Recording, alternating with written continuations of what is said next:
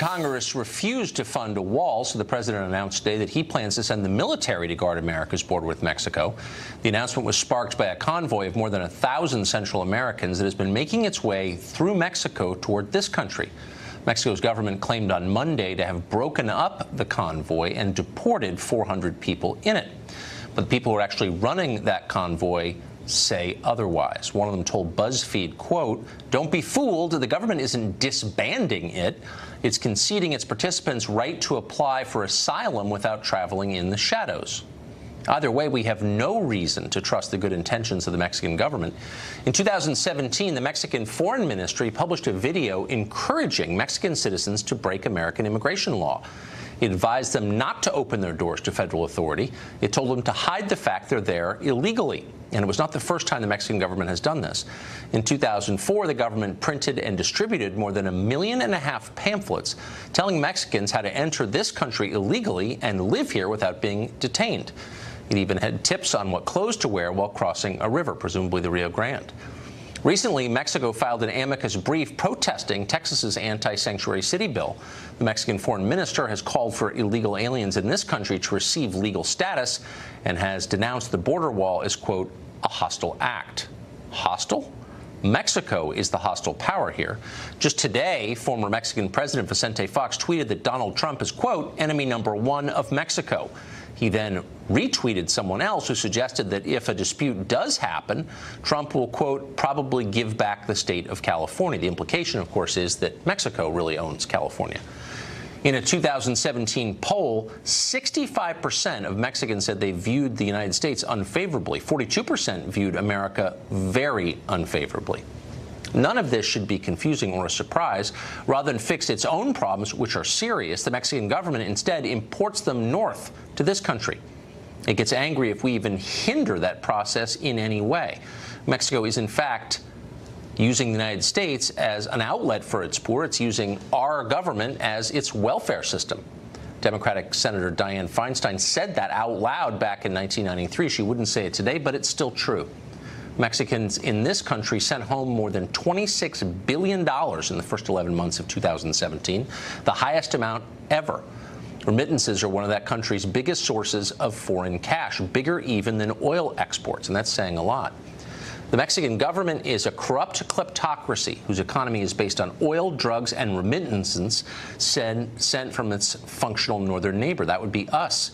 It's one of the most unequal and racially biased countries in the world. And yet somehow our mindless, guilt-ridden media say it is racist to criticize the government of Mexico, which, again, is a racist government, run, by the way, by an overwhelmingly white elite that went to American Ivy League schools. This is insane. Mexico isn't sacred. It's a country, good and bad. But for the purposes of this conversation, it is a hostile foreign power whose interests are very different from ours, and we should treat it as such because it is. Jorge Ramos is an anchor at Univision. He's the author of Stranger, The Challenge of a Latino Immigrant in the Trump Era, and he joins us tonight. Jorge, thanks for coming on. Great to be here. So I understand why Mexico wants to export its poor to the United States. I'm sure if we could export our poor to Canada, some people would be in favor of it. Not me, but some. But what I don't understand is why America is denounced as racist for not wanting that. Why is it racist to say it's our border, we determine who comes here? No, first of all, let me just say that I don't speak for the Mexican government. I've been criticizing the Mexican government for decades. Right. As a matter of fact, I left Mexico because of censorship. So I don't speak for the Mexican government. Okay. Now, what I do understand is when you have President Trump saying that Mexico has to pay for a useless wall, Mexicans simply don't like that. And when you have a politician in June 2015 saying that Mexican immigrants are criminals and drug traffickers and rapists, and that's a racist statement, Mexicans simply don't like that. That's the problem with Donald Trump. Well, and that's why Mexicans are rejecting Donald Trump and his government. Okay, I understand that. But, I mean, let's be honest. If you were to do an actual measure of racism, Mexico is a far more racist country than the United States. I mean, the last 4 presidents have all been white people who went to Harvard or Yale. It's a totally unequal society. It's not the most unequal in the world. I'm not attacking it. But I'm just saying, for the Mexican government to turn around and say, oh, you're racist. There's a lot of discrimination in Mexico. I do agree with you. There's a lot of discrimination in Mexico. I don't want to attack Mexico. I just think a little perspective is in order here. That's a little much for the offspring of conquistadors to be saying, you're racist if you want a border. By the way, when we get there, we deserve affirmative action. Like, what? This is crazy. Can we be honest about it or no?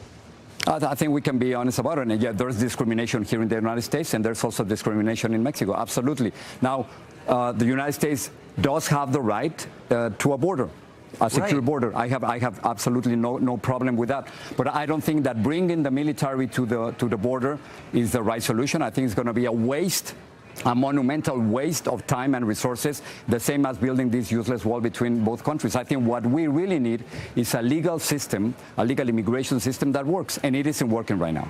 Okay, so there's no doubt it's not working. But what you're saying is we need to just legalize everyone who snuck in. How about you say the United States has a right to say, you know, we've got a lot of low-skilled workers already. Automation is eliminating their jobs. We don't want any more. How about that? And maybe Mexico should stop allowing hundreds of thousands of Central Americans to cross the length, the 2,500 miles of its country into the U.S. Maybe Mexico could help and we wouldn't need a wall. Why is that a crazy idea? Well, I think there are 2 points right here, Tucker. One has to do with the fact that many undocumented immigrants are here in the United States because of us. They're doing many of the jobs that we don't want to do. So that's 1 point, and that's why I think we have the responsibility to legalize them, 11 million of them. Now, talking about Central Americans crossing from Mexico to the United States, I think finally the United States and Donald Trump, they realized that they need Mexico to control immigration. Maybe this is Mexico's bargaining chip. I think after President Trump said that Mexican immigrants were criminals and rapists, and after threatening to end NAFTA, and after trying to make Mexico pay for the wall, now he has realized that after all the attacks and insults, now he needs Mexico, and that's a reality. But wait a second. I mean, without illegal aliens in the United States, Mexico would collapse. As I said, remittances are the single largest source of hard currency in Mexico. And so important. Can we just be yet more that probably not more than fentanyl or cocaine? That's probably number one, but we don't have the exact numbers on that. But why can't we be honest and say Mexico wouldn't exist without sending its poor here, and we should call on them to do something to control the border, and if they don't, why wouldn't we build a wall? I don't understand. Where's their obligation in this? You don't mention I wouldn't say Mexico wouldn't exist. As a matter of fact, Mexico existed before the United States. So that's a completely different story. And then remittances are incredibly important to the Mexican economy, but also you have to remember that there are many other resources. Tourism and oil are incredibly important. So I agree. It is not that Mexico would not exist. It's not that Mexico wouldn't exist without the United States. That's absolutely false. No, but because the point, look, and actually this is America's fault, I do think, to a small degree, is we spend an awful lot of time trying to improve countries across the globe and not enough paying attention to Latin America. This is a problem because the Mexican government is dysfunctional and its leaders steal the money and leave and have houses in Switzerland. So why don't you and people like you and me too put pressure on the Mexican government to serve its own people, and then maybe they wouldn't have to send 11 million people here to send money. I do agree with you. I do agree with you on that. I've been criticizing the Mexican government for corruption more than and I've said this government with Enrique Peña Nieto, more than 100,000 people would have been killed just in this government. So that's something that we cannot stand. And what I'm noticing right now is by having Donald Trump criticizing Mexico and Mexicans, now it seems that he's helping the most anti-Trump candidate to go ahead in the next elections that we're going to have on July the 1st. Elections that I think you're voting in, by the way, since you're a dual citizen. I am. But can we disagree on this point? Sure. That a country that exterminated its black population, that is run exclusively by white people, that had a caste system based on blood until pretty recently, probably shouldn't be calling us racist. Can we let's take that out of the equation. This is an economic argument about who benefits from migration. It's not really about race. I don't think so. No, Tucker. I think we should criticize both countries. If there's discrimination in Mexico, and there's a lot of discrimination, we have to say that. But when we have a president like President Trump, who's made racist statements, who clearly wants to make America white again by bringing. Come on. This is look. When he said when he said that he wants to bring immigrants from Norway and not from Haiti and from Africa, don't you think that's a racist statement from the White House? Literally, so something we have to like criticize that. 85% of our immigrants are non-white. It's not a question of white or non-white. It's a question of whether Mexico gets to use the United States as its welfare system. By the way, there were two black Mexicans just deported from Mexico because they were black to countries they'd never been to. That's what it's like to be African American in Mexico. Good luck with that. So let's just stop with the race stuff. There's a lot of racism in Mexico. There's a lot of racism in Mexico, but immigration is simply a matter of supply and demand, and we have to understand it's an economic phenomenon. I agree. I totally agree with that. So let's drop the moral cudgel of race so we can have a rational adult conversation about this rather than muddying it with this college student nonsense about identity politics. That would be my hope. Anyway, thank you very much, Jorge. I appreciate your coming on. Thank you, Tucker.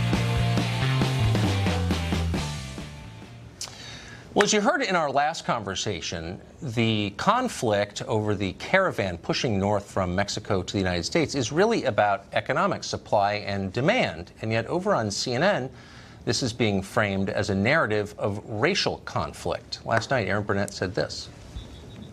Is there any way to interpret our country as being stolen when you are referring to immigrants coming from the South as anything other than racist? Well, I mean, I think we both have to agree there's a distinction between a legal immigrant and an illegal immigrant. Now, legal immigration is something that we foster. Our country is being stolen, talking about people whose skin is brown. Joe Concha writes about media for The Hill, and he watches CNN for a living. He joins us tonight.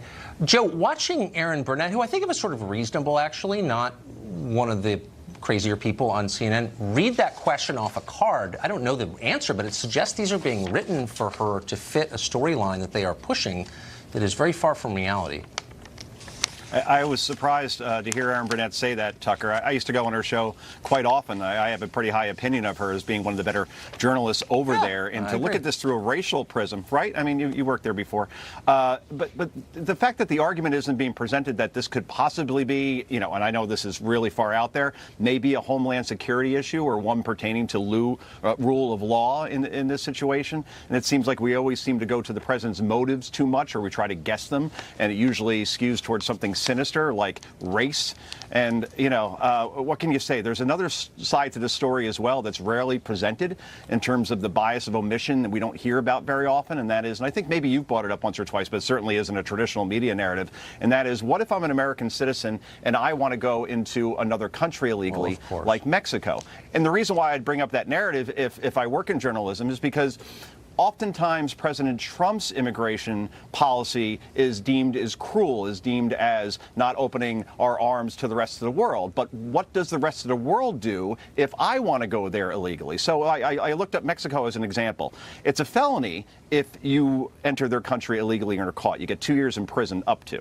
Immigrants who are deported and then come back, in other words, if I go in, I get deported and I go back in, that means 10 years in prison to me, maximum. And if I violate my visa, that could be a 6-year prison term. That sounds pretty tough, and we don't hear that narrative enough when explaining the context of world immigration as an example. We just focus on Trump and deem it to be cruel. Yeah, I mean, not everything is about Trump. I mean, whatever you think of Trump, I mean, this is a question of borders, of sovereignty, once again, of economics. But it wasn't just Aaron Burnett. I didn't mean to single her out. Chris Cillizza, formerly at the Washington Post, went off about the idea of the approaching caravan of migrants being scary. Watch this.